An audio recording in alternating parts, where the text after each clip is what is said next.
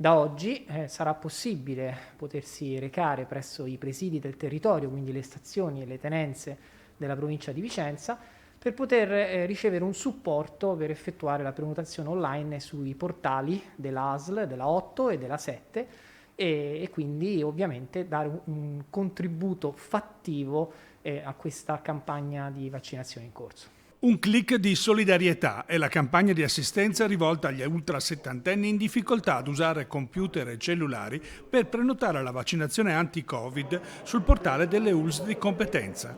I carabinieri presenti nei 40 presidi vicentini sono a disposizione per aiutare gli anziani nella compilazione telematica della prenotazione. È sufficiente telefonare al 112 e prendere appuntamento nella caserma più vicina.